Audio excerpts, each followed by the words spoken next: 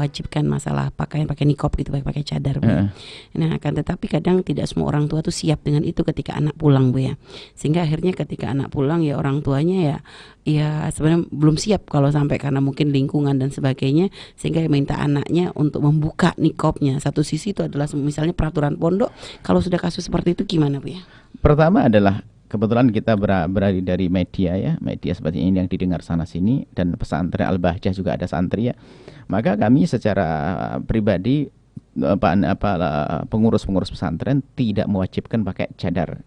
Karena selagi itu ada perbedaan di antara ulama, kita tidak persulit masalah ini. Tapi kami sangat menghargai anak-anak yang bercadar, karena itu lebih aman bagi kaum pria untuk tidak melihat wajahnya. Itu lebih enak, kami lebih senang itu. Makanya setiap santri yang pakai cadar boleh.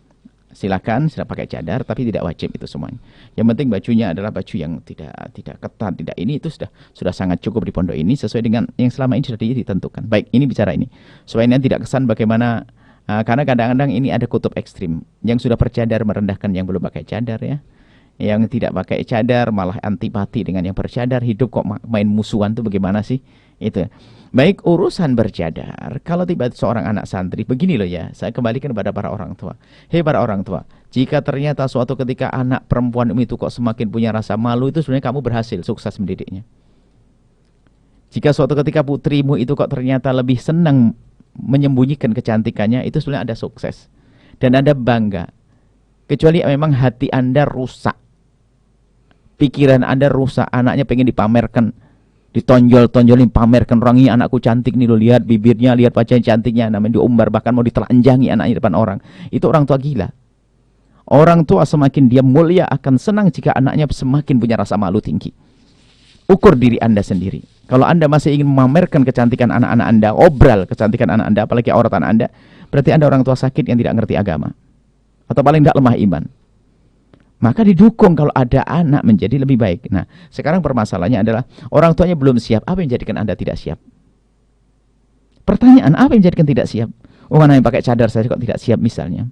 Kadang lingkungan, Bu ya. Lingkungan, oke, lingkungan. Kalau lingkungan mencaci dan mengolok, mungkin dikit peraturan ini apa kayak ini adalah aliran yang nggak benar dan sebagainya. Justru tunjukkan bahasanya anakmu itu aliran yang benar tapi pakai begini. Memang ada mungkin pakai cadar aliran yang tidak benar. Itu bukan berarti semua pakai cadar alirannya tidak benar.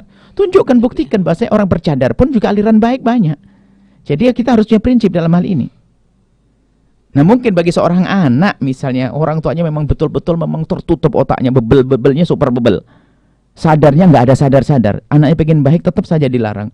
Sampai di rumah pakai baju begini. Nah, karena urusan cadar adalah urusan khilaf ya.